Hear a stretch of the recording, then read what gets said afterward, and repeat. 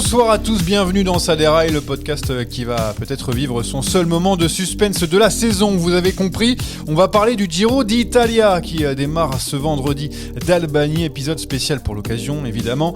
On va bien sûr parler des favoris pour le général, mais aussi des attractions de ce Giro. Un Belge par exemple qui est sur cette course. Il y a aussi une carte blanche qui a été donnée à nos chroniqueurs du jour. Et le chroniqueur du jour, en tout cas le premier, arrivé, ponctualité, présence...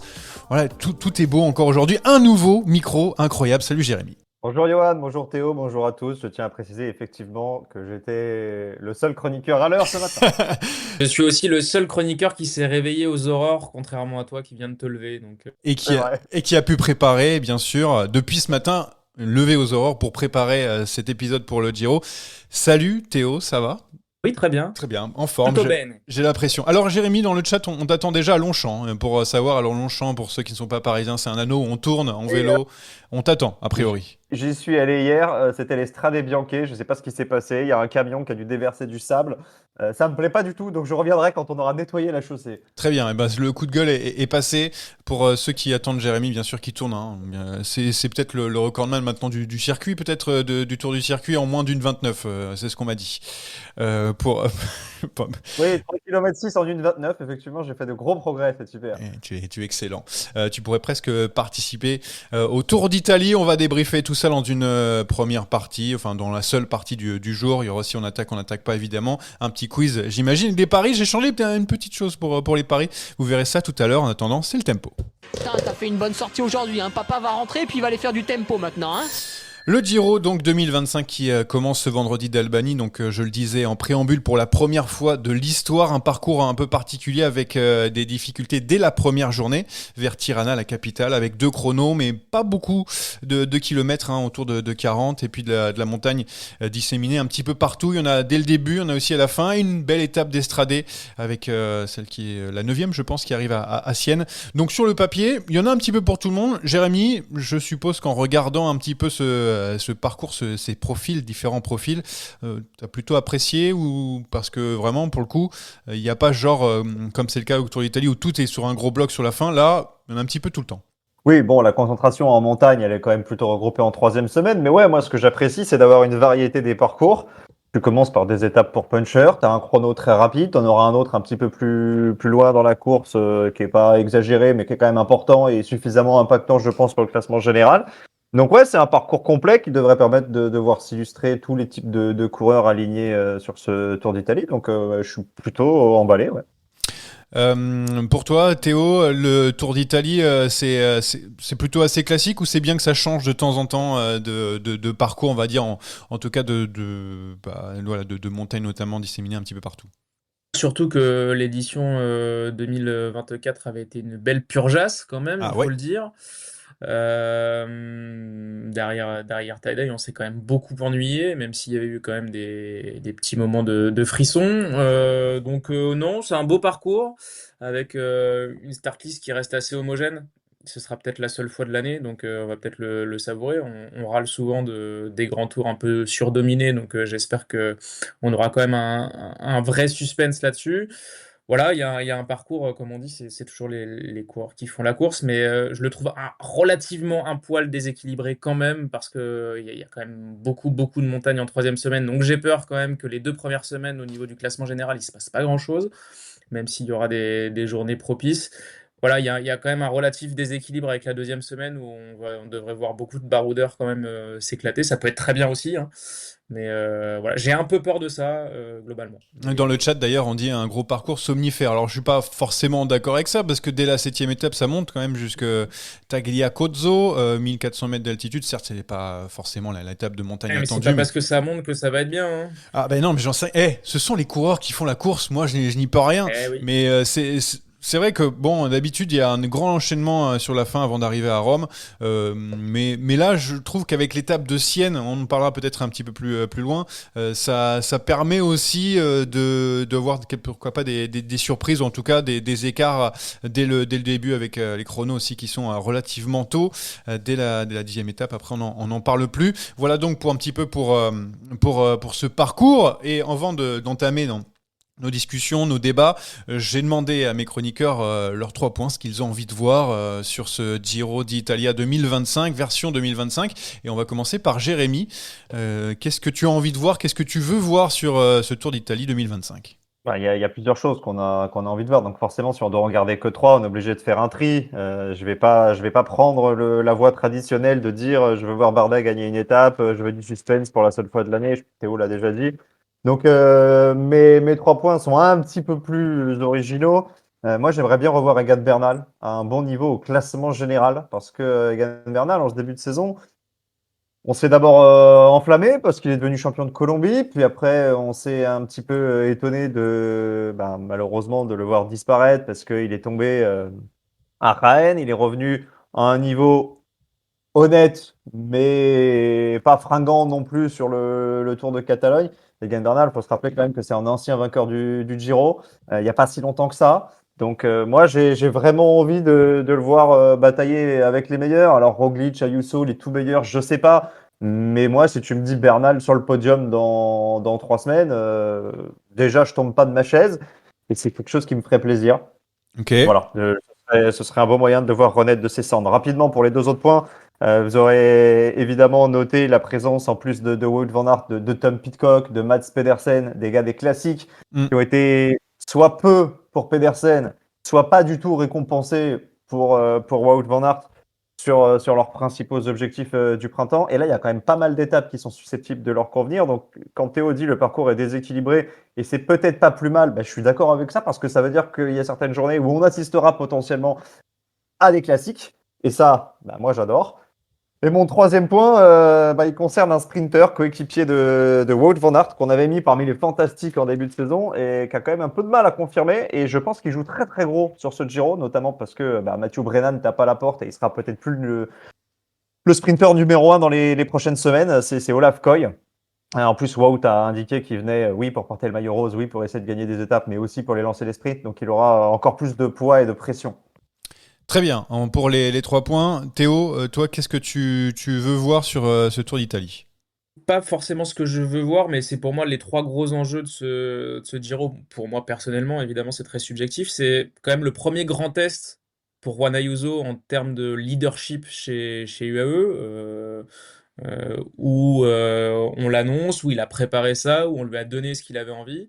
Donc moi je suis très curieux de voir son attitude sur ces 3 semaines-là. Mon deuxième point, ça rejoint un peu ce que disait Jérémy, c'est quand même Wout, j'ai envie de le revoir concrétiser. Pour moi c'est un grand enjeu de ce Giro. Et franchement, s'il y a bien un parcours qui peut avantager pour voir du Van Aert pendant 3 semaines, voire même, je serais pas étonné de le voir un peu plus haut pendant au moins 2 semaines.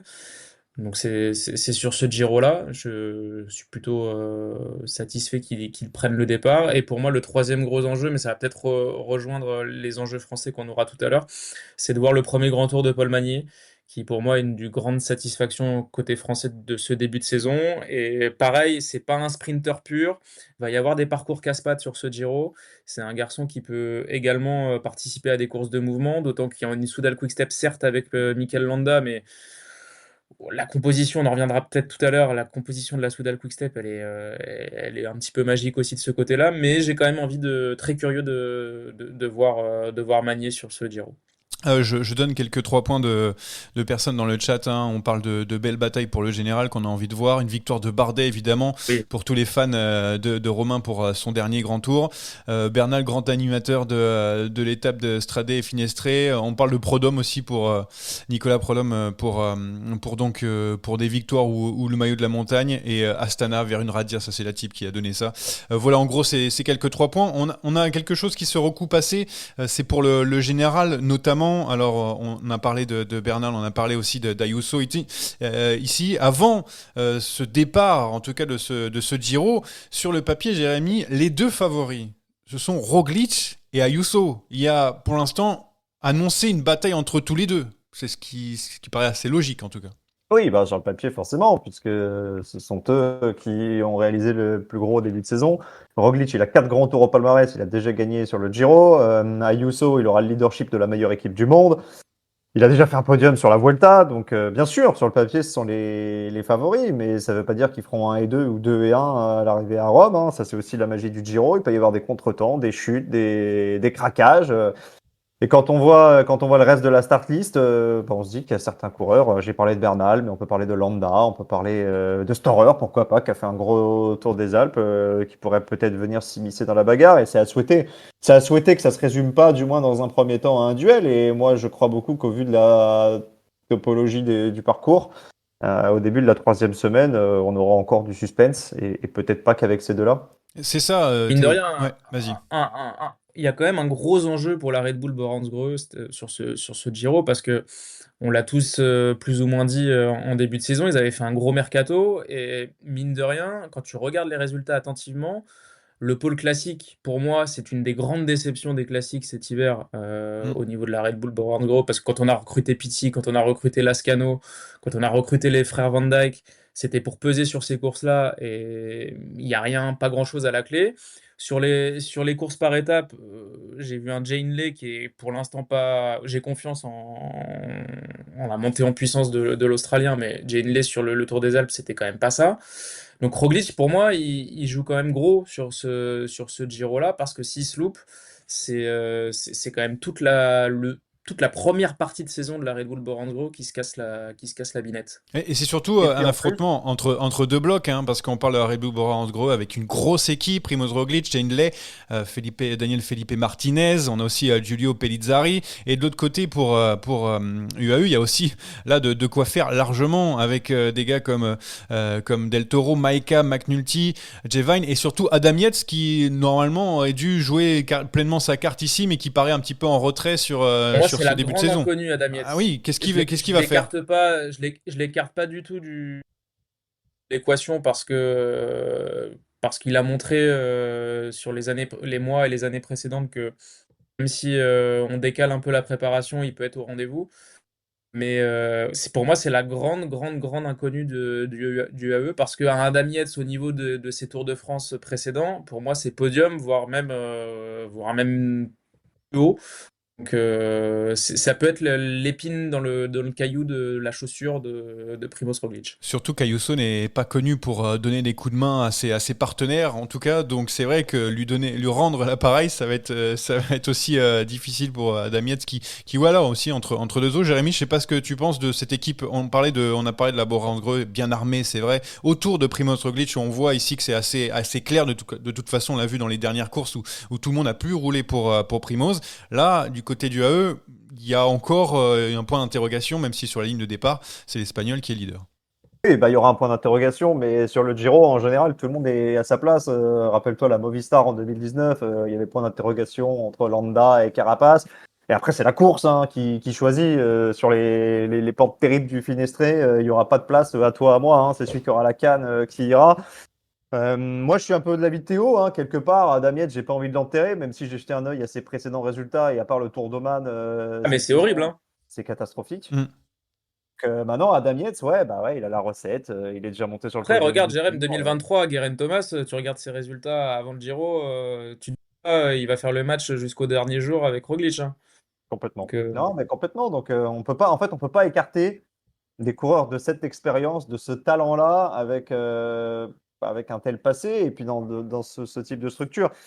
Mais par contre, il y aura un vrai match d'équipe, ça c'est vrai, parce que la Red Bull Boransgreux, à part Alexander Vlasov, tout le monde est là. Ils ont vraiment sorti ouais. l'artillerie Ouais. lourde. Faut pas se louper. Faut pas se louper. Roglic, en général, il se loupe pas trop, à part quand il tombe. Mais sinon, à la pédale, il est quand même tout le temps dans le match. Donc ouais, c'est ça qui me fait un peu saliver. Mais je vais pas trop parler d'Ayuso parce que c'est la carte blanche que j'ai choisie. Donc je me réserve un peu pour la suite. On va parler des autres, surtout parce qu'on a parlé d'un grand tour à suspense. Et c'est vrai qu'on a parlé bien sûr de ces deux coureurs, de ces deux grosses équipes annoncées sur ce Giro. Mais il y a beaucoup de monde, mine de rien, qui potentiellement peuvent prétendre à un podium, voire mieux. Pourquoi pas? On ne sait pas comment il fait la course, ça c'est sûr. J'en ai noté quelques-uns, mais peut-être j'en ai encore oublié parce qu'on a toujours quelques surprises sur le Giro. J'ai noté Tiberi, Carapaz, Ticone, Pidcock. Pour l'interrogation aussi, est-ce qu'il va jouer jusqu'au bout le général? En tout cas, c'est ce qui a l'air d'être annoncé. Mikel Landa, on a aussi Storer, même si on l'a dit dans le chat, la malédiction Tour des Alpes se profile à chaque fois. Voilà. il y a un gros plateau avec beaucoup de coureurs, Théo, derrière. Je sais pas si on peut en écarter un seul dans cette liste-là, même pour la victoire d'ailleurs. Non, mais qu'est-ce que tu appelles écarter? C'est plutôt surligner ou mettre en évidence? Oui, en gros, si par exemple, je dis Carapaz remporte le Tour d'Italie 2025, c'est pas une surprise non plus. Ça veut dire vraiment qu'en fait, on a quand même beaucoup, voilà, beaucoup de suspense avant cette Arrête tout de course, c'est suite. pour ça. Mais je te dis non. Ah, bon, Ah, voilà. pas- Mais en revanche, je peux te dire oui pour Chicone, même s'il y a deux chronos, je trouve qu'il y a plus de références. Pour moi, celui qui est un peu moins dans la discussion et qui aurait pu l'être à l'issue de sa saison 2024, c'est quand même Tiberi. Je trouve qu'il a quand même pas donné les garanties les plus folles sur sa première partie de saison, mais là aussi, ça peut monter en puissance aussi. Pour moi, Landa sera pas loin, même si en tant qu'équipe, j'ai des doutes. Voilà, pour moi, la troisième place se joue entre un Landa et un Chicone, mais je vois pas plus. Sur ces outsiders, Jérémy, qu'est-ce que tu en penses? Est-ce que tu penses aussi qu'ils peuvent se mêler à la victoire? Parce que voilà, je trouve que c'est quand même finalement assez serré quand on voit un petit peu tous ces coureurs. Ah oui, oui, mais moi j'écarte aucune hypothèse parce que c'est le premier test de la saison et la hiérarchie, c'est un peu comme les sprinters finalement. La hiérarchie, elle est mouvante d'une saison sur l'autre. Donc le dernier point de repère qu'on peut avoir, pour les uns c'est le Tour, pour les autres c'est la Vuelta. Moi, je tombe pas de ma chaise encore une fois, hein. Si c'est ni Ayuso, ni Roglic, ni Yates qui gagne, j'ai peut-être aussi envie de me convaincre qu'on va avoir une bagarre avec plus de monde, hein. C'est peut-être ça aussi. Il y en a que je pense un peu limités. Bon, tu as parlé de Ciccone, par exemple. Ciccone, c'est un bon grimpeur, mais sur la durée, sur 3 semaines, avec des chronos, il nous a jamais prouvé qu'il était capable de tenir. C'est Maintenant, vrai. c'était le meilleur des autres derrière Pogacar sur le Tour de l'UAE, qui était quand même déjà une première référence en début de saison. Ouais, bah, les Storer, les deux Yates, Rensman, Hindley, si jamais ça se passe mal pour Roglic, Egan Bernal, Derek G. Voilà, c'est autant de gars que j'ai envie de suivre, qui vont essayer de bien figurer au C'est vrai que classement sur le papier, général. c'est second rideau Bah, par c'est second rapport rideau sur le papier, à bien Ayuso sûr. et Roglic. Mais c'est aussi la chance de ces gars-là, hein. C'est-à-dire que gagner des grands tours aujourd'hui dans le cyclisme de 2025, c'est pas si simple que ça. On a tous dit Bardet est passé à côté de la chance de sa vie quand il est tombé malade. Bah là, c'est peut-être la chance de la vie de beaucoup de monde. On n'est pas à l'abri qu'il y ait des chutes. Vous savez, le Giro, les conditions météo, la tension, les routes un peu humides, il peut vraiment se passer des dingueries. Donc, qui aurait pronostiqué Gegenhardt? Qui aurait pronostiqué le retour Hindley, de Jay Hindley? ouais. Euh, En fait, le Giro, c'est quand même régulièrement le tour des surprises parce que sur le tour, tu as les meilleurs et sur la Volta, tu as les déçus du tour et souvent ceux qui viennent du tour aussi. Donc, tu as une grosse concentration de talent. Le Giro, là, il est boudé par les deux meilleurs, voire les trois meilleurs, les trois du podium du tour. Donc, ouais, moi, j'ai envie de croire en la chance de tout le monde. Maintenant, bon, bah, la montagne remettra tout le monde à sa place, hein. Et Bernal, Après, tiens. autre objet de curiosité, ça reste quand même Ineos qui Pardon. a une très belle équipe C'est sur le ça, bah voilà, on papier peut en et parler. qui a montré depuis le début de saison qu'elle prenait des risques un petit peu plus pour peser sur les courses sur lesquelles elle brillait auparavant. Et pour moi, la doublette Arensman-Bernal peut être très très intéressante en cas de course de mouvement. Bernal, il n'est pas récalcitrant pour partir de loin. Arensman a montré qu'il en était capable également sur le Tour des Alpes. Arensman, ça roule très bien aussi contre la montre, donc là aussi, ça perdra pas trop de temps. Donc, curieux de voir comment Ineos va aborder. Et ça pourrait être la troisième équipe, la fameuse troisième équipe derrière UAE et Red Bull. Tu voulais en parler, Jérémy Bernal, peut-être un peu plus en longueur, qui va faire son retour en tant que grand leader pour Ineos. Je veux dire que là, on l'a vu quand même dans de meilleures dispositions, monter un petit peu crescendo, même si bon, il a bien commencé et après derrière il s'est un peu tassé. Mais voilà, c'est peut-être je sais pas, un Bernal sur un podium par exemple du Giro, ça serait, voilà, ça marquerait enfin son retour. Il a 28 ans quand même, Bernal, ça commence à filer les années, hein. Ouais, ouais, bon, ça file. Après, on sait pourquoi il a disparu Bien sûr. du premier rôle, hein, à cause de sa très lourde chute, et puis parce que d'autres ont émergé et qui sont encore plus forts. Maintenant, les autres, ils sont pas là. En tout cas, les deux meilleurs. Donc, c'est peut-être l'opportunité, encore une fois, d'une vie, même si Bernal, bon, lui, même si sa carrière s'arrête aujourd'hui, il a quand même à la maison Ça va. du palmarès, hein. Il y a le Tour, il y a le Giro. Maintenant, ouais, c'est un Colombien, il a le profil. L'école à haute altitude, ça lui fait pas peur. Je pense qu'il est aussi dépourvu de pression du moins sur le plan médiatique, parce que peut-être que son équipe lui remet un petit peu, mais sur le plan médiatique, il y en a que pour Ayuso et que pour Roglic, et c'est pas déconnant, hein, il n'y a pas de problème avec ça. Mais c'est dur hein, de faire un pronostic pour Egan Bernal, parce que moi je suis pas capable de te dire s'il peut faire 3, s'il peut faire 7, Oui, s'il bien peut faire sûr. 10. J'aimerais le revoir au meilleur niveau, parce que c'est un gars qui semble dire, bon, autour 2019, il m'a pas fait kiffer puisqu'on était tous pour Pinot, mais sans parler de kiff ou quoi, c'est quand même un attaquant, c'est quand même un gars qui a racé grimpeur, qui a un vrai profil, qui a un vrai truc, quoi, qui dégage une certaine forme de romantisme du vélo. Et on a tous envie de le voir revenir à son top parce que c'est un exemple de résilience. Mais moi, je suis d'accord avec Théo, il ne faut pas négliger non plus la présence d'Arensman dans cette formation. Ouais. On verra qui des deux sera le leader. Et j'ai l'impression que beaucoup d'équipes ont emmené des leaders de rechange parce qu'ils savent aussi à quel point le Giro peut être vicieux. Donc, tu as Roglic, mais tu as Hindley. Tu as Ayuso, mais tu as Yates. Et puis derrière, tu as même des gars comme McNulty. Bao pour Tiberi, tu peux en sortir beaucoup, hein, des doublettes comme ça. Exactement, donc on verra quelle tournure prend la course, mais en tout cas, il y a des backups un petit peu partout, à part pour Landa, qui lui, c'est vrai au milieu d'un Après, champ de patates. on a beaucoup parlé de bataille pour le général, mais il y a des maillots distinctifs qui seront très intéressants à suivre aussi. Je ne sais pas si c'est dans la C'est la, suite de notre podcast. c'est Mais... la suite. On y va aller gentiment parce que, en fait, je voulais faire une transition en mode d'habitude. Lorsqu'on parle des favoris pour le général, on parle d'une équipe en jaune qui, cette année, a été en dehors de la discussion pour le Giro, même s'ils ont Simon Yates, mais même sur le papier. Dans le discours de la Visma Leaseback, est écrit que c'était pour une victoire d'étape en montagne. On parlait pas du tout de classement général pour Simon Yates. On verra un peu plus tard ce qu'il en sera. Mais voilà, les Visma Leaseback arrivaient avec une équipe pour faire des coups avec Wout van Aert en leader qui va viser le maillot rose. C'est ce qui a été annoncé dans les premiers jours, pourquoi pas. Mais il y a aussi un maillot cyclamen à aller chercher. Voilà. Théo, vas-y, je te donne la parole par rapport à Van Aert. Quel rôle pour lui sur ce Giro? Parce qu'il est capable de briller quasiment sur tous les terrains. Et moi, je me pose la question. Ah bah c'est simple, tu l'attends un jour sur deux, quasiment. Ce sera pour moi le Van Aert de 2022. Enfin, si S'il il a a les mêmes cannes, la même patte, mais moi j'y crois dur comme fer à Wout van Aert sur ce Giro. Ça acte aussi le déclassement, mine de rien, du classement général de la Visma qui se cherche derrière Vingegaard. Certes, on a pris Simon Yates, mais le poids des ans fait que bah, on y va avec plus de pincettes. C'est le cas dans leur communication également. C'est porté disparu. Euh, voilà, Vingegaard a acté que c'était Tour et Vuelta. Et derrière, eh ben, les jeunes qui étaient prêts entre guillemets à prendre la suite, eh ben, on les attend un petit peu. Et ce qui est quand même pas plus mal pour Wout van Aert, qui sera débarrassé d'être moins un chien de garde qu'on garde justement en montagne sur les jours difficiles. Il va pouvoir, s'il ne joue pas le général, se relever un peu sur ces étapes-là et ensuite aller jouer les autres. Donc non, pour moi, il y a pas plus parfait pour lui que et pour la Visma d'avoir un Van Aert full carte blanche, soit pour aider Coy ou pour jouer sa carte lui-même.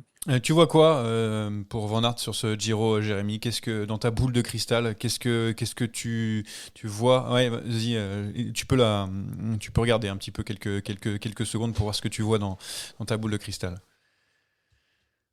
Bah écoute, ce que j'ai vu de Van Aert au printemps me rassure sans me rassurer. On Oui. a vu qu'il était costaud, mais qu'il était bien moins fort que les tout meilleurs. Sa chance, évidemment, c'est que ni Pogacar ni Van Der Poel ne sont là, donc évidemment, il va être délesté de Il ça. est quand même bien meilleur que quand même 95% de la start list, hein. Ouais, mais par exemple, on l'attendait ouais? aussi en montagne, parce que par exemple, il était capable de faire de belles choses en montagne. Là, c'est mort. Je veux dire, pas pour le classement général, mais pour faire des coups bah, il a quand même gagné avec deux ascensions du Ventoux, donc c'est.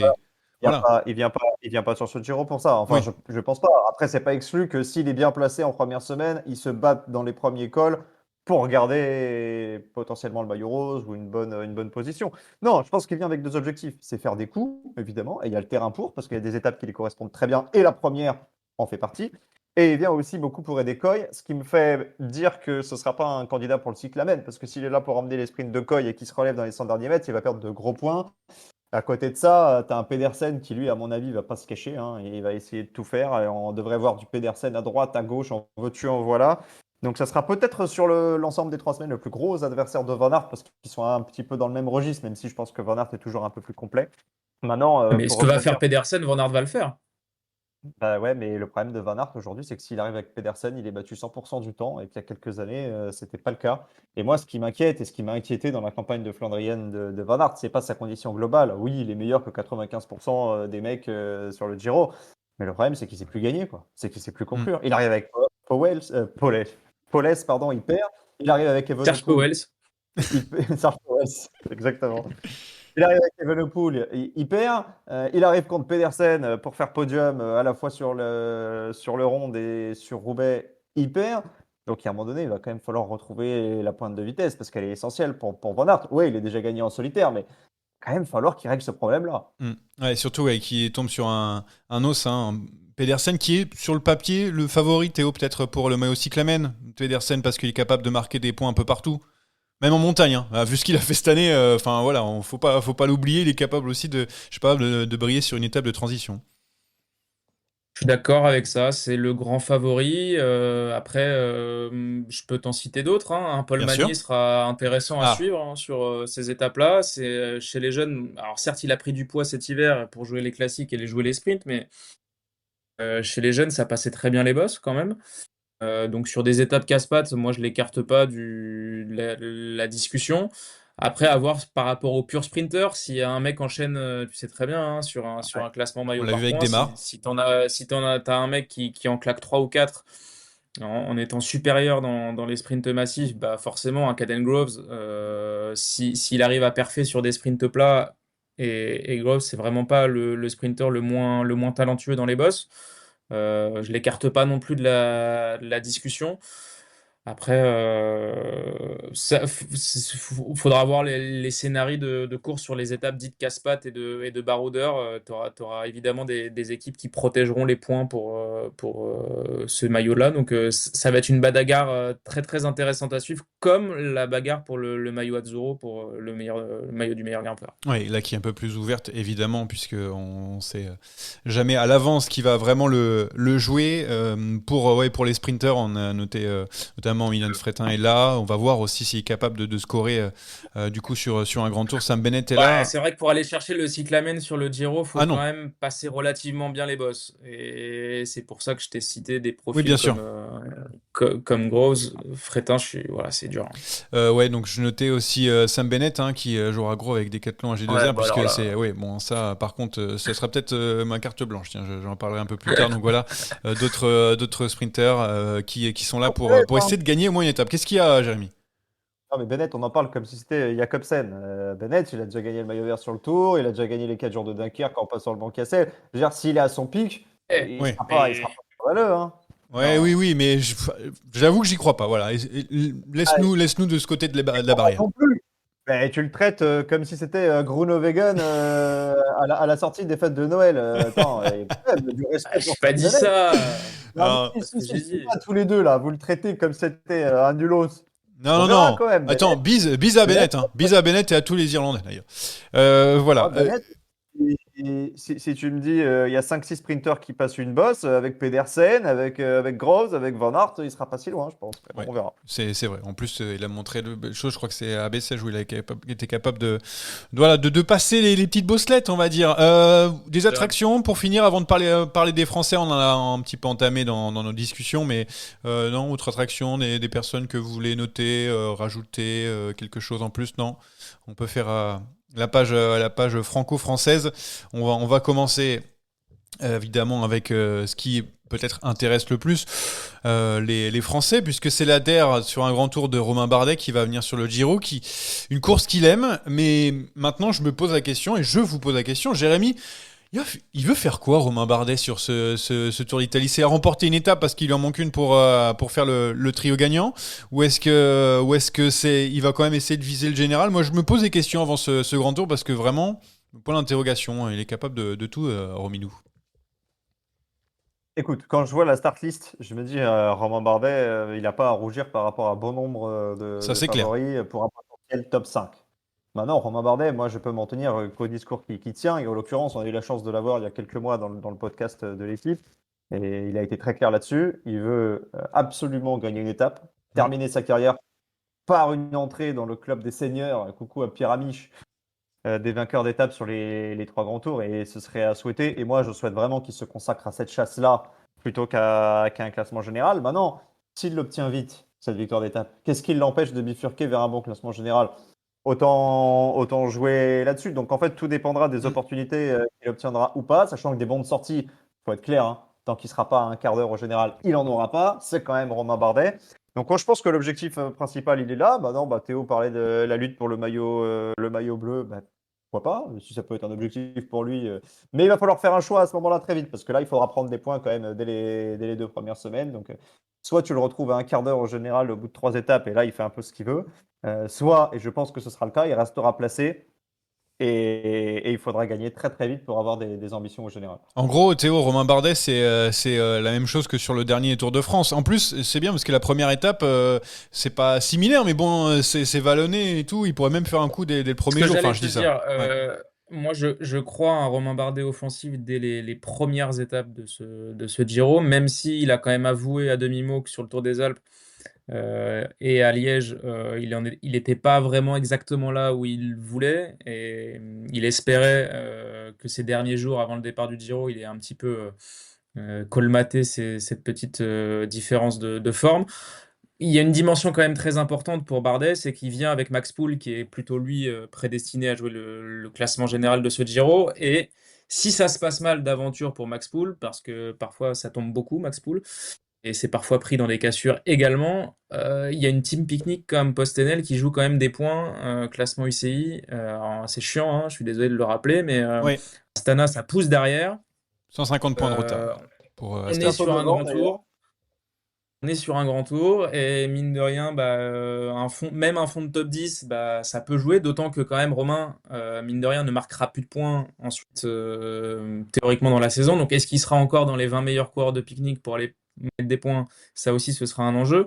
Mais c'est quand même une dimension à pas oublier. Et si ça se passe mal, donc pour mon raisonnement, si ça se passe mal pour Max Poul sur les premières étapes et sur les 2 premières semaines, si tu as un Romain qui est en embuscade entre 10 et 12, 14, 8, il y aura quand même une dimension. Est-ce qu'il aura cette même liberté qu'il l'affectionnerait? Je ne suis pas sûr. Tu voulais rebondir sur quelque chose, Jérémy, des propos de Théo, non? Non, j'ai cru qu'à un moment, tu as voulu. Je disais juste que Astana, ça sera bientôt devant. Ouais, 150 points. Ils resteront pas derrière longtemps. Maintenant, j'entends et j'abonde dans le sens de Théo, mais je le regrette quand même qu'on en soit là à parasiter la liberté des uns et des autres pour des questions de points. Je dis pas que ce pour sera une le cas, hein, deuxième mais place, ce sera dommage. forcément dans le débat à un moment donné. Hein. Et Ouais, je sais. Et surtout que vraiment la saison de Picnic post-NL, c'est un peu compliqué, hein. Ils ont autant de points que Total Energy pour vous dire en comparaison depuis le début de l'année. Et en plus Astana, comme Fortunato va faire podium du Giro, alors qu'on l'a pas attendu, c'est vrai que ça va être compliqué. Ça va être compliqué d'aller chercher des gros points pour cette équipe. Voilà donc pour Romain Bardet qu'on souhaite aller chercher cette victoire sur le Tour d'Italie, lui qui a souvent été malchanceux dans les moments importants, l'espère en tout cas que cette fois-ci, ça sera la bonne. Autre Français qui est un petit peu, on va dire, dans les mêmes eaux, David Gaudu. Voilà. Alors, David Gaudu, qui est là sur le Giro, c'est son premier Giro d'Italia pour David Gaudu. Alors, c'est vrai qu'on est habitué avec David Gaudu à le voir jouer le général, lorsque, en tout cas, il a un objectif, hein, parce qu'on l'a vu jouer les étapes aussi sur la Vuelta lorsque il était un peu plus jeune. Mais là, son équipe, c'est quand même compliqué en montagne. À part Rémi Rochas et Quentin Paché, il n'y a pas grand monde pour l'entourer. Donc, moi, en voyant, en tout cas, la start list, en voyant l'équipe de la Groupama FDJ, je le vois mal jouer le général. Je ne sais pas ce que vous en pensez, mais je me pose la question de savoir qu'est-ce qu'il va vouloir faire David Gaudu, surtout qu'on n'a pas eu trop d'écho. Pour moi, c'est même pas l'équipe qui l'empêcherait de jouer le classement général, c'est d'abord lui-même. Oui, avec des problèmes. Parce que malheureusement, le Tour de Romandie qu'il sort, certes, dans sa communication, il le positive, mais il est quand même très très loin des... Je peux t'en citer 10 ou 15 qui sont devant lui en termes de garantie pré-course. Après, il y a une dimension qui peut aider, c'est qu'il passe sans encombre la première semaine, il limite la casse. utiliser cette fameuse deuxième semaine pour ensuite monter en puissance. Et ce qui peut le sauver, c'est que pour moi, le classement général se jouera en troisième semaine. Donc tu peux, et c'est je pense son approche, tabler sur une montée en puissance en troisième semaine. Est-ce qu'elle est garantie? Moi, je ne mettrai pas ma main à couper parce que pour moi, il y a quand même un retard de fond qui me paraît quand même très, très, très grand à combler. Ouais, on l'a vu à la peine sur le Tour de Romandie avec une 30e place au général. C'est vrai qu'il a eu des difficultés avec des blessures, des chutes, etc. Des maladies. David Gaudu, saison très compliquée. Jérémy, est-ce que lui, il peut nous faire fermer des bouches comme il l'a fait sur la Vuelta l'année dernière, notamment, où il a été vraiment excellent, notamment dans la dernière partie de l'épreuve? J'aimerais beaucoup, et c'est ce que je souhaitais et ce que j'imaginais possible en début de saison, notamment quand il est sorti du Tour d'Oman. Maintenant, je ne change pas un mot de ce que vient de dire Théo, ça résume ma pensée de fond en comble. Et je ne pourrais pas ajouter quoi que ce soit à ce qu'il a dit. On n'est pas à l'abri d'une bonne surprise, mais il y a quand même de gros signes d'inquiétude. Ouais, pour David Gaudu qui va découvrir donc le Tour d'Italie. Après, il fera le Tour de France. Normalement, l'objectif de base, c'était de jouer le général sur le Giro et ensuite jouer des coups sur le Tour de France. On verra ce qu'il advient. De toute façon, on aura le temps de débriefer le reste de ce Giro dans les prochaines semaines lors des journées de repos. Paul Magnier, pour terminer, c'était dans tes 3 points. Théo, tu es content de voir le Français sur un grand tour. Alors, déjà, question toute simple, est-ce qu'il sera leader, à ton avis, dans les sprints? Parce qu'il y a Lamperti. Je dis pas que Lamperti est Il y a devant, surtout Magnier Ethan devant. Hayter, mais bon. Bah, oui, bien sûr. Il court encore, Voilà, on Ethan en Hayter? rigole, hein, mais Bah, non, mais enfin, il y a 3 mecs rapides et pas de train très identifié pour être prioritaire entre guillemets. Donc j'ai un peu l'impression quand même qu'on jouera un peu sur tous les tableaux. Je pense que Lamperti a un petit peu perdu dans la hiérarchie C'est vrai. des mecs rapides chez Soudal, d'autant que a priori il est annoncé partant en plus pour la saison prochaine. J'ai l'impression que Magnier a un petit peu gagné ce bras de fer-là sur les jeunes rapides chez Soudal, alors qu'il s'était arrivé plus ou moins en même temps l'an dernier. Oui, curieux parce que évidemment premier grand tour avec la palette que peut avoir Magny, je serais évidemment curieux de voir ça. Et puis côté français, moi je vois aussi une grosse attraction, c'est chez Decathlon AG2R. C'est de voir un Nicolas Prodhomme offensif chez Decathlon. Il y a pas de leader pour le classement général, donc on aura un peu les coups des franches en montagne avec Geoffrey Bouchard notamment. Voilà, Prodhomme surfer sur le Tour des Alpes. Pour moi, c'est une des attractions côté français aussi de ce Giro. Un commentaire, monsieur Sakian, sur le reste des Français, on va dire? Oui. Non, un commentaire, une question pour Théo. Ethan Hayter, c'était une vanne, on est d'accord? Bah, attends, parce que c'est pas parce que tu avais dit la surprise de la saison à un moment, une année ou un truc comme ça, ou je sais pas, où tu essaies de le recaser. En fait, je suis d'accord sur le fond, mais est-ce que ça m'étonnerait? Est-ce que je te dirais, est-ce que je serais surpris que Ethan Hayter gagne une étape de transition ou Non, mais d'accord. gagne un C'est pas sprint la à question, 20? non. C'est pas la question, puisque la question c'était de dire est-ce que Magnier sera leader sur les sprints? Sur les Pour moi, il sprints n'y a aucun massifs, monde. oui. Ah Sur bon, les bah sprints voilà. massifs, oui. Parce que Et Ethan Hayter, ouais, il peut se retrouver un jour dans la bonne échappée au bon moment, être le plus malin. Et voilà. est-ce que c'est pas le mec de Soudal qui va finalement scorer? Je te dis peut-être. Peut-être. Obligé de te dire peut-être. Mais on parlait de déclassement tout à l'heure pour la Visma. Ethan Hayter, moi, ça fait partie des mecs. Pour moi, c'est un C'est la mystère, chute libre. C'est la chute libre. Bah, il y a quelques années, à chaque course, c'était un peu comme Van Aert, dans des proportions un peu restreintes, mais un prologue, il était parmi les favoris. Un sprint en petit comité, parmi les favoris. Une arrivée en côte pas trop dure, parmi les favoris. Aujourd'hui, il fait 35e de la Flèche Brabançonne, tu te dis, ouais, pas si mal. C'est vrai que c'est C'est compliqué. Fou, ouais. Non, mais ça fait quand même partie des mecs, c'est des énigmes. Ouais, non, mais c'est clair. Qu'est-ce qui s'est passé? Surtout qu'il était, il était annoncé comme un crack pour nos amis britanniques, et là, ça a été un peu plus compliqué. On a essayé de faire le tour de ce Giro un petit peu pour vous donner ce qu'il y avait à voir et à savoir. Et maintenant, je donne la parole à mes chroniqueurs qui ont la carte à Bianca, la carte blanche. Jérémy, quelle est ta carte blanche sur ce Giro? Tu veux parler? Voilà, tu as la parole. Tu veux parler de quoi? Fais pas comme s'il y avait du suspense, puisque je l'ai spoilé. Oui, ma carte bah oui, blanche. mais bon, on sait jamais s'il y a des gens qui ont passé une partie pour venir juste Non, là. bah, je change. Non, je change pas. Ma carte blanche, c'est Juan Ayuso. On va pas parler de est-ce qu'il peut gagner le Giro, machin. On sait tous qu'il est parmi les favoris. Non, par contre, moi, je l'attends au tournant. Pourquoi? Parce que c'est un gars qui revendique le leadership. Parce que l'année dernière, il a rechigné à la tâche. Dans le Galibier, Almeida avait mis les gaz. Il s'est retourné et Ayuso, il était dernier du groupe, à squatter dans les roues pour essayer de jouer sa carte un peu en rat. C'est pas un comportement très sain dans une équipe. Et là, on lui donne quand même les clés. On lui dit, tu seras le leader. Alors ouais, il y a Adam Yates, on ne sait pas qui sera le leader à la fin. Mais en tout cas, c'est lui qui portera le dossard 1 dans le dos pour son équipe. Et mine de rien, bah, ça lui fout quand même une sacrée pression. Et il n'a pas intérêt de passer à côté. Parce que quand on caquette, il n'y a pas de problème. Mais il faut scorer derrière. Parce que les grandes gueules dans l'histoire du vélo, tu les retiens et tu les respectes que si derrière elles assument. Mais ceux qui parlent et qui passent à côté, derrière, c'est plus compliqué pour eux d'assumer et de retrouver une chance. Donc je me dis, si Ayuso il fait 50e du Giro en craquant complètement dans la 3e semaine, quand est-ce que AE lui redonnera une chance? Peut-être pas demain, peut-être pas après-demain. Est-ce que ça passera pas par un changement d'équipe? Donc pour tout ça, Juan Ayuso, je l'adore, hein, c'est un très bon coureur. Mais passe pas à côté, mon pote, de ce Giro, parce que sinon il risque de t'arriver des bricoles. Surtout il y a derrière à chaque fois tellement de monde qui pousse pour aller pour prendre cette place de mec qui est capable d'être leader sur un grand tour. Que oui, c'est sa chance et peut-être sa dernière pour UAE. En tout cas, on verra ce qu'il en est. Théo, ta carte blanche, ta carte bianca. Alors, Une équipe qui a quand même surperformé en ce début de saison, c'est pas forcément une surprise parce que elle était attendue et pour refaire son retard, il fallait scorer dès le début de saison. Mais XDS Astana, j'attends de voir si on va. C'est pas un cirque, hein. Ils ont quand même maximisé tout leur potentiel en ce début de saison. Mais j'attends de voir sur un grand tour si on continue sur cette vague. Une année, sur le dernier cycle, il y avait Intermarché qui avait commencé comme ça et puis ils avaient replié les ailes assez rapidement. Là, j'attends de voir. Ils ont pris le pari quand même de ne pas emmener Bettiol. Pour moi, c'est une petite surprise de ne pas voir Bettiol sur le Giro, champion d'Italie quand même.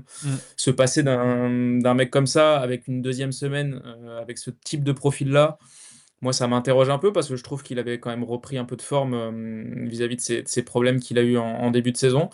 Donc ça m'interroge. Voilà. J'attends de voir si Fortunato va nous ébahir ou est-ce que ça va rentrer dans le rang. Voilà, ça va être un peu ma carte blanche inquiétante. il y a quand même des chances sur cette dynamique de voir Astana à la fin du Giro devant un pique-nique au classement World Tour. Il y a des chances, attention, parce que si Bardet fait top 5, j'en sais rien, et avec des victoires à côté de Casper Van Huden, j'en sais rien. Je dis n'importe quoi, mais bon. J'attends de voir à un niveau très très élevé si on voit les mêmes choses ou si on est quand même toujours dans ce phénomène d'optimisation des points où on met les bonnes personnes au bon moment pour aller chercher des points.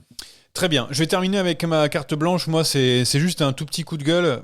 C'est pas la première fois d'ailleurs, hein, mais bon, je le pousse quand même. C'est sur la composition d'équipe des équipes françaises à chaque fois sur le Giro, alors que c'est vraiment un grand tour où il y a possibilité de scorer. En tout cas, il y a un peu il y a un peu de marge, il y a des choses à faire.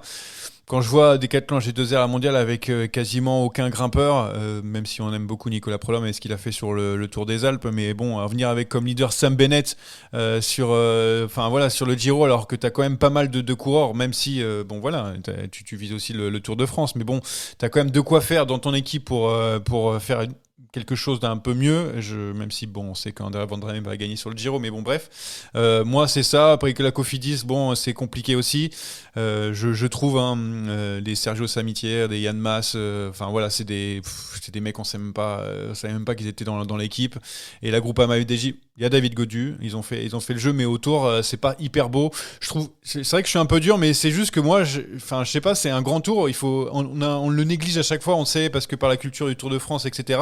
Mais on voit que d'autres équipes, ils mettent parfois le paquet. On voit là cette année. Je te trouve dur, hein. Je te trouve très dur. Ouais, mais bon, de temps en temps, essayer quand tu mets David Gaudu sur le Giro, bah voilà, tu mets une grosse équipe avec, tant pis. Enfin, tu essayes de l'entourer un peu mieux, même s'il est pas bien en ce moment, mais bon, tu vas à fond. Quand DG Calton à G2R, t'as quand même de quoi faire pour. Enfin, je sais pas, quand j'ai vu juste, il y a Sam Bennett. Enfin, ça m'embête un tout petit peu. Voilà, je le dis. Bah, après Arkea aussi, alors je vous laisse voir la. Je suis pas d'accord avec toi, mais. Ok, très bien. Je pense qu'elles peuvent, Sur les des équipes cas. françaises. Hein, tu sais, ils n'ont pas la profondeur d'effectifs des UAE et des Red Bull Bora qui peuvent mettre 3 leaders sur chaque course. Hein. On fera les comptes à la fin. Hein. S'il n'y a aucune victoire d'une équipe française, on te dira t'as raison, mais Decathlon, Cofidis, ils ont quand même pas mal scoré ces dernières années, donc ils sont leur chance. Bon, Pour moi, Decathlon, c'est une belle équipe de baroudeurs qui peut un peu briller sur tous les terrains. ouais, bon. Il suffit d'une, hein. Si, Il pour moi, suffit la vraie d'une pour faiblesse, Belin, hein. c'est Arkea pour moi. Ouais, mais Arkea, là, vraiment, mais, ils arrivent avec une équipe conti. Ah, je suis désolé, hein, mais mais bon, là, c'est après, compliqué. il y a rien Non, qui me chauffe, quoi. Enfin, Arkea, c'est abusé. Arkea, Alexandro Verret, je le donne. Gyozue, Epis, je ne connais pas ce coureur, je suis désolé. Alors là, je vais faire le mec qui connaît rien en vélo, mais vraiment, j'ai appris son existence là en le voyant sur la start-list du Giro. Simon Guglielmi, Laurent Huis, Michel Risse, Ambret Zvestad Bartseng, j'essaie de le dire bien, Luca Mozzato et Martin Tiota. Voilà donc pour Arkea Samsic, donc j'en dirai pas plus, mais voilà, c'était un petit coup de gueule, mais vous inquiétez pas, je vais quand même regarder tout le Giro et je vais quand même être derrière nos équipes françaises jusqu'au bout. C'est parti pour le quiz. Absolument. Ah non, pardon, on attaque pas avant, pardon. Attaque de Pierre Roland encore une fois. Personne ne réagit. J'ai fait tous les jingles avant d'arriver à celui-là. Alors, pour on attaque pas, très rapidement sur ce qui s'est passé à côté. Alors, on va donner la parole déjà à Monsieur Sakian. Qu'est-ce qui se passe en ce moment? Il n'y a pas un autre grand tour qui se déroule? Enfin, tu t'aimes pas quand on dit le mot grand tour, mais bon, quelle dénomination on donne? Non, c'est un grand tour. Je regrette juste que ce soit passé de 8 étapes à 7 étapes cette année sur la Vuelta, alors que la tendance est plutôt à l'agrandissement des grands tours. C'est vrai que j'ai pas bien compris pourquoi, on n'a pas eu d'explication, mais bon, bref. Non, ben ouais, la Vuelta, c'est le premier grand tour de la saison chez les dames. C'est difficile d'en parler comme ça sportivement parce qu'il va se passer pas mal de choses dès cet après-midi, vu que ceux qui écoutent en podcast, ils vont peut-être écouter jeudi, vendredi ou samedi et la Vuelta aura complètement changé. Mais en tout cas, il y a Niewiadoma, il y a Vollering, il y a Qui joue Roy gros. Akers, même si elle est complètement aux fraises. Donc, tu as tout le podium du dernier tour. À cela, tu rajoutes Van der Wegen, Ferrand-Prévot. Donc, c'est un premier gros test avant le Tour de France. Vollering joue gros, oui, c'est vrai. C'est vrai qu'elle est passée à côté de ses Ardennaises, donc elle joue déjà très gros. Donc pour tout ça, ouais, je vous invite à suivre l'épreuve, d'autant plus que depuis le début de saison, je vous apprends rien, le suspense, il n'est pas chez les mecs. Ouais, c'est vrai. Mais en tout cas, il y a déjà des changements de leader à tout va d'entrée, donc c'est plutôt bon pour le suspense. Trois maillots rouges différentes, de trois équipes différentes. Je me suis un peu intéressé à la question hier, c'était pas arrivé depuis 10 ans. Bon, Voilà, c'était Ah. sur le Giro 2015. qu'est-ce qu'il a bossé pour cette Vuelta. Merci Jérémy. Théo? Théo, la Vuelta, ça l'intéresse pas, hein. Ah non, mais j'ai pas autre chose dans le vélo. On n'a rien vu encore, c'est gentil, on a eu 3 sprints, bon, voilà. Non, mais Je te dis, qu'est-ce que tu as vu d'autre alors? De quoi tu veux parler? Ah, t'as rien vu dans le vélo. Moi, je vais te donner quelque chose. Moi, tiens, je te donne quelque chose sur Caleb Ewan, qui a pris sa retraite Ouais. à la grande surprise de tout le monde. Voilà, il a pris cette semaine sa retraite à Ah, mais 30 ans. l'énigme, hein. L'énigme la plus totale. Le mec, il arrive sur Très Coppi étrange. Bartali, il claque, il reclaque en World Tour Catalogne, c'est ça, je dis pas de conneries. Oui. Ouais. Il gagne la première étape, non partant de la deuxième. Qu'est-ce que tu nous fais, mon gars? Mais Alors, soit il y a un truc un peu louche derrière, on n'est pas au courant, soit le gars a complètement implosé mentalement, quoi. Et ça fait déjà quelques années où il y a des difficultés avec son équipe managériale. Il a quand même baissé un petit peu la tête ces dernières années. Il est plus vraiment. Oui, mais tu vois, là, il retrouve une nouvelle équipe qui est quand même une équipe solide, hein. On était tous surpris de voir Ineos le recruter. Il fait déjà plus que ce qu'on imaginait qu'il était capable de faire. En tout cas, je pense que quand tu es l'employeur des One, tu le recrutes, il te claque deux étapes, dont une sur le World Tour. Tu te dis déjà, le pari, il est gagné. Donc le voir comme ça 2 semaines après claquer la porte, moi je comprends pas. Il a dit qu'à chaque fois les victoires sont moins belles, etc., etc. 30 ans quand même. Je pensais qu'il était un peu plus vieux, hein, j'avoue, Caleb Ewan. Mais bon, voilà. Bon, retraite du sprinter qui a quand même beaucoup scoré sur les grands tours, mais histoire très bizarre. C'est vrai qu'on aimerait bien avoir un petit livre derrière où il raconte son récit pour savoir ce qui s'est vraiment passé, même si bon, il y en a certains qui ont dit il a été pris par la patrouille et donc du coup c'est pour ça qu'il quitte Irachid comme ça. Non, mais il faut pas rentrer dans la théorie du complot, mais il peut se passer des trucs personnels, hein. Je veux dire, c'est pas uniquement sportif, hein. Il peut avoir des problèmes à droite à gauche, il peut être un peu fragile mentalement, il peut avoir des problèmes relationnels, on sait pas. Évidemment, tu auras toujours des théoriciens du complot, mais il faut pas tomber là-dedans. C'est pas, j'ai envoyé un petit tacle, hein, mais c'est pas le tennis, hein. Dans le vélo, quand on trouve, on dit, hein. Ouais, ça c'est clair. On négocie. On a un peu plus de mal à négocier les mois de suspension. Théo, du coup, c'est bon. On passe là-dessus. J'ai noté des trucs hein, sur le Tour de Romandie, si vous voulez en Et parler. Romandie, évidemment, Lenny, mais bon, je pense qu'on en a C'est loin, la amplement Romandie. parlé et j'ai rien à ajouter de plus, beaucoup plus intéressant que ce qu'on a dit déjà. Donc, Et moi, surtout, c'est la saison de Joao Almeida. Enfin voilà, faut se rendre compte que c'est quand même gigantesque, hein. Il gagne le Tour de Romandie, il gagne le Tour du Pays Basque. Bon, Paris-Nice, il est passé un peu loin, mais bon, deuxième du Tour d'Algarve. Rémi Dos Santos sort de Ah, ce mais- corps. Ah, attends, Calme-toi quand même. Non, mais calme-toi quand même. Quoi Gigantesque. Il a gagné 2 courses par étape dont il était le super favori. bah, Tranquille. il Il gagne est- le Tour de France en emmenant Pogacar et en faisant péter son leader. Là, ce sera gigantesque. mais On non, pourra y mais aller. Sur les- attends. Gagner le Tour de France et 5 monuments la même saison, c'est classique hein, pour moi. Enfin, pour nous en ce moment, hein, quasiment. Donc, Ah, bon, mais là, c'est le même pas problème, gigant. on est tellement content quand c'est ni Pogacar, ni Van Der Poel, ni Vingegaard, même s'il gagne plus trop ces derniers temps, qui écrase tout le monde, qu'on se dit c'est gigantesque. Remettons les choses dans leur contexte. Ah, ça Dans 2 ans, va. tu te rappelleras pas de ce qu'a fait Almeida sur le Tour du Pays Basque. Je te le dis Ah, tout de suite. toi, t'aimes pas. Toi, t'aimes pas la gagne. Allez, fais-moi ton quiz là, et puis on passe à autre chose comme ça. Ce quiz est une dictature orchestrée par moi-même. J'ai pas compris la question, c'est. Bon alors, c'est quoi c'est sur le Giro, c'est sur la Vuelta féminine. Il a peur, Théo, parce que il sait pas où est-ce que tu vas tirer. C'est pas. Joao Almeida est-il le meilleur coureur de tous les temps? C'est la Oui. première question. Réponse oui. Allez, on passe à autre chose. Ah, bah évidemment, c'est un quiz Giro. C'est un quiz Giro. Je vais pas faire un quiz Vuelta Feminina alors qu'on est en plein pendant l'épreuve, ça n'a aucun sens. Donc quelques questions pêle-mêle. Alors c'est plutôt sur le palmarès, hein, récent ou pas d'ailleurs, parce qu'il y a des questions très anciennes. Le chat peut jouer, Johan, mais tu relayes toi. Parce que Bah, le moi, problème je c'est vois que alors le problème dans le chat c'est qu'il y a un Acola 60. Alors là ça va partir dans tous les sens. Hein, donc je te C'est pas préviens. le type qui est modérateur de ce Précise chat, la là. règle de la première question, parce que la première question, il y a 3 points à la clé. Vous pouvez donner le nombre de coureurs que vous voulez. Par contre, dès que vous vous plantez, c'est perdu tôt. D'accord. Donc, vous pouvez marquer les 3 points si vous avez les trois justes, mais il ne faut pas raconter de conneries. Parce que si tu me dis un nom à côté de la plaque, tu peux plus jouer. Très bien. C'est le message Pardon est pour le passé, mais pour l'instant ils sont en train de discuter de tes perfs sur Longchamp. Là depuis tout à l'heure, je suis désolé, tu iras voir hein, toi-même dans les commentaires, mais ça part dans tous les sens. Bah, c'est cadeau, voilà. Non, mais parce qu'il y en a un, il a fait 200 km à la Traca, maintenant il se prend pour Contador. Donc, il faut que tu le refasses. Bon, vas-y. Allez, c'est parti. Première question, il y a 3 réponses donc à trouver. Il y a 5 coureurs qui ont gagné 2 fois le Giro au XXIe siècle. Donc il y a Nibali et Alberto Contador, les plus obvious. Qui sont les 3 autres? Il faut y donner, bien sûr, les 3 d'un coup. Non, Cunego? c'est pas bon, tu es éliminé. Savoldelli. Putain. Savoldelli, premier point pour Johan. Savoldelli. Simoni. Moni, deuxième point pour Johan. Allez, vas-y. Et il y a eu du Roglic d'entrée et du Tiluca et du Pantani, ça parle dans tous les sens dans le chat. Alors je t'ai dit, hein, c'est. Eh, triche pas, toi aussi, là. Mais non, Non, mais mais je sais que éliminé, c'est le- pas bon.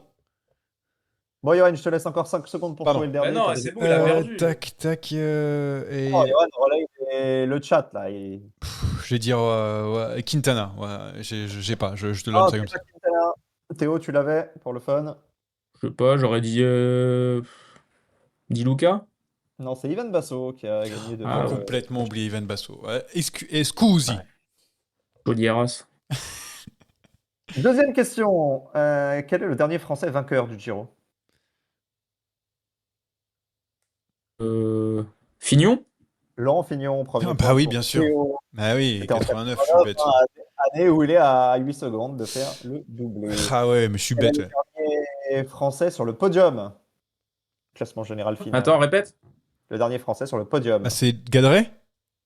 John Gadret, absolument. En 2011, il avait bénéficié Joli. de la suspension, ou plutôt de retrait de la victoire de Contador. Ah, tiens, 3 c'est pour bizarre. Johan, 1 pour Théo, 0 pour le chat. On a parlé du sol français, hein, finalement, sur le podium ces dernières années. Au XXIe siècle, il y a eu un Belge sur le podium du général, c'était qui? Ah, c'est Degent. Thomas de Gent. Il est très très chaud, Johan Tritz, sur Euh, ce quiz Giro. Je fais un petit temps mort, monsieur Jérémy, parce que c'est vrai que je suis excellent, mais dans le chat, a priori, Gadret a été donné en même temps que moi, selon. Tu pourras donner un petit point au chat si tu veux, mais bon, là, je vais les exploser, donc ça sert à rien, mais Moi, je suis pas vas-y. sûr. Hein. J'ai Il y le aura chat pas. devant moi, je suis Moi- vraiment pas sûr. Moi, je veux bien donner le point, mais après, vous savez comment ça se passe, la semaine d'après, on remet l'église au milieu du village. Très bien. Question un peu dure, parce que lointaine, mais en même temps, il a défrayé la chronique. Le seul Suédois à avoir remporté le Giro, c'était en 1971. Est-ce que quelqu'un connaît son nom? Un Suédois qui gagne le Giro, c'est arrivé qu'une fois. Oui, je dirais. Alors, je vais tenter un truc, je crois. C'est pas un Johansson? Non. Il y en a un, Je vais tenter un truc. Toi, tu rigoles, mais t'as rien du tout là. T'as combien de points déjà? Truxon, on me donne. C'est pas un Truxon? Oui, c'est ça, mais Johansson. c'est un Suédois en même temps. Donc, tu Moi, vois, je vais il y a- dire Svensson, et puis comme ça, au moins. C'était... C'était Peterson. C'était pas loin. Ah, Vous avez tout tenté. un point pour le Allez, chat pour le nouvelle- Truxon. Non, pas de point pour le chat. Déjà, je sais même plus où on en a. Il y a 4-1, c'est ça? 4-1-1? Oh, je gagne. Ouais. Bon, il reste des points encore, hein, Ouais. il reste des questions. Mais il faut quand même vous inquiéter, il faut s'affoler là, ceux qui sont loin. Je suis monté 7 fois sur le podium du Giro entre 1999 et 2006. Qui suis-je? On me dit Simoni pour Ben Cassefretter. Simoni, bien sûr, c'est encore Gilberto Simoni. C'est Deuxième Simoni? point pour le chat, c'est Simoni, absolument. Sauf qu'attends, Absolument. sauf que, alors, avant Simoni, il y a une réponse de Jackie Bobsgard qui a dit Poulidori. Donc, est-ce que c'est comptabilisé ou pas avant? Parce que. Ah, Euh, Malheureusement, Jackie Bosberg va faire perdre le chat. Non, Ouais. je rigole, pas de problème, évidemment. Le recordman de victoire d'étape sur le Tour de France, c'est Marc Cavendish. Mais qui c'est sur le Giro? c'est Chipo? C'est Chipo, absolument. Il dit ouais, on joue pas ensemble, hein, je te le dis, mon gars, hein, parce que là, tu peux dire ouais, mais. Il y a 5-2-1, donc il reste plus que 3 questions. Donc autant vous dire que c'est terminé pour Théo Barbet-Dutil. Ça va se jouer Ouais. entre Johan Première et défaite Chad. depuis un an, je suis sous terre. Là. Néanmoins, tu peux continuer de jouer hein, pour priver le chat de points et donc favoriser la victoire de Johan. Quel est le seul luxembourgeois au palmarès du Giro? Andy Schleck, Pas du tout. Non. n'importe quoi. Perdu. Un Fischer. Qu'est-ce que tu racontes? Je sais pas, un Fischer qui a gagné dans les années 1900 le Tour de France et qui a dû faire un. Je pense que le chat va prendre le point assez facilement. Arrête de taper sur ton ordi. Non, mais je Ah regarde, ouais, je regarde. un Non, petit mais. coup un petit coup de Wikipédia. Non, mais et non, on- mais non, mais attendez, je regarde un truc, ça n'a rien à voir, j'ai plus le droit de jouer là, vous inquiétez pas. Le chat. Mais moi, je veux savoir le chat. Ah bah, le chat, ils vont faire un pro cycling. Ah, pour l'instant, il y machin, a là. personne. Il y a personne qui est capable de donner. Et le seul luxembourgeois capable de gagner le Giro. Et c'est quand même pas dur. Hein. Il a aussi gagné le Tour de France. Et là, si le chat l'a pas, c'est fini. Hein. C'est Johan qui gagne. Hein. Il leur reste 5 Moi, secondes. je peux rien dire. Tout le monde sait que c'est Kim Kirchen, mais bon, tant pis. Ah, c'est Charlie Gaulle. Charlie Gaulle, quand même.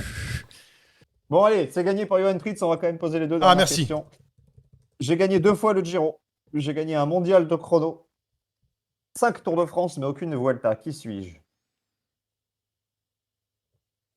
Tu peux, s'il te plaît. Ryan.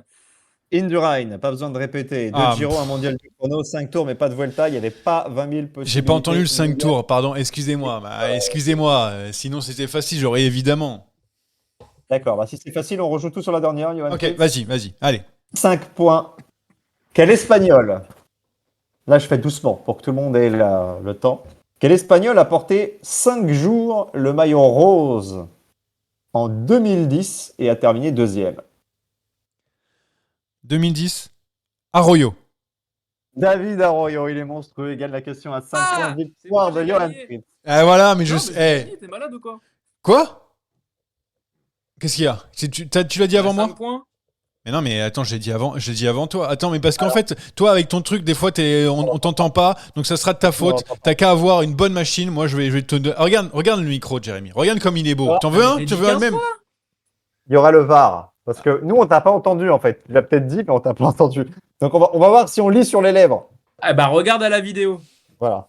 Je te commande un petit micro. Je te mets ça de côté, mon cher Théo. Pourquoi ça fait ça? On finit par les paris? Allez. Ah, c'est même pas vrai. Alors les paris, on va faire un truc assez classique pour dire qui va gagner le Giro, mais ensuite je vais vous poser des questions, vous allez me dire plutôt un oui ou non, voilà, tout simplement. Qui va remporter le Giro d'Italia, Jérémy? Roglic. Ok.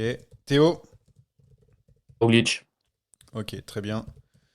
Et ben moi je vais mettre comme ça, je vais mettre Ayuso, comme ça tout le monde est content. Elle sera Ah, je suis Ayuso et parce que justement il a chaud au cul après ce qu'a dit Jérémy tout à l'heure. Maintenant j'ai des questions à vous poser pour les paris. Vous allez me dire oui ou non. Van Aert aura-t-il le maillot rose sur ce Giro d'Italia? Va-t-il le Oui. porter? Jérémy, oui. Théo? Non. Ah. Et moi aussi, je vais mettre non aussi. Ensuite. Combien de victoires d'étapes françaises? Il y en a une, bien sûr, hein, évidemment. Là, j'en vois qu'une. Elle est pour Romain Bardet. Ok, une pour Romain Bardet. Théo, est-ce que tu rajoutes celle de Paul Magnier? Une pour David Gaudu. Ah, très bien. Et moi, je vais en mettre 2. Allez, je suis sympa. Gaudu, Bardet, et puis Paul Magnier sur une étape un peu escarpée. Pam, il va la chercher. Ensuite, la question, celle-là, elle est aussi franco-française. Bardet ou Gaudu, qui sera le mieux placé au classement général? Bardet. Bardet pour Monsieur Saakian. Théo, lequel des deux sera le mieux placé au Bardet. général? Bardet aussi. Et moi, je vais prendre à chaque fois le contre-pied exprès. Je vais mettre David Gaudu qui terminera donc devant Romain Bardet. Dans le chat, il y a Gaudu le termine pas.